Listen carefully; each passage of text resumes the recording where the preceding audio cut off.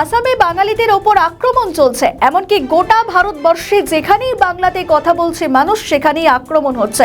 এমনই কড়াভাবে কেন্দ্র বিজেপি সরকারকে আক্রমণ করলেন মন্ত্রী শশী পাজা। শুনুন সেই বক্তব্য। প্রশ্ন অত্যন্ত আমরা যেটাকে বলি যে নিরবিচ্ছিন্নভাবে সেদিনকে আসামেও হয়েছে বাঙালিদের উপরে আক্রমণ।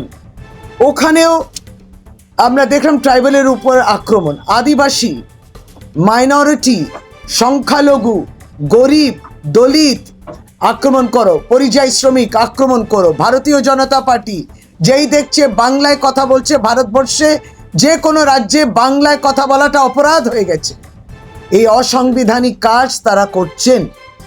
আমরাও লড়ছি, আমরা এটাকে ধিক্কার জানাই এবং আমরা প্রশ্ন করছি তাদেরকে যে বেঁচে থাকার জন্যে আপনি কি বাঙালিদের প্রশ্ন করছেন?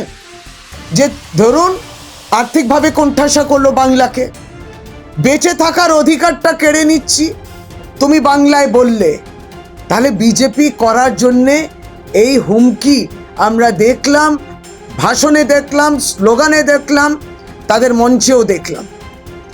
আমরা এর তীব্র নিন্দা জানাই এবং অবশ্যই যারা পরিবারের সদস্য রয়েছেন তাদের কাছে পৌঁছে গেছি আমরা, এবং আমরা আমাদের শুধু সমবেদনা না, তাদের সঙ্গে সলিডারিটি সব সময় আছি, তাদেরকে সেই আস্থাটা আমরা দিচ্ছি। কিন্তু যে মানুষটা মারা গেছে তার প্রাণ কি ফিরে আসবে?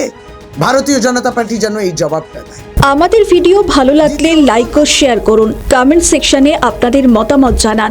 আরও ভিডিও পেতে আমাদের চ্যানেলটিকে সাবস্ক্রাইব করুন এবং প্রতি মুহূর্তে খবরের আপডেট পেতে প্রেস করুন বেল আইকন।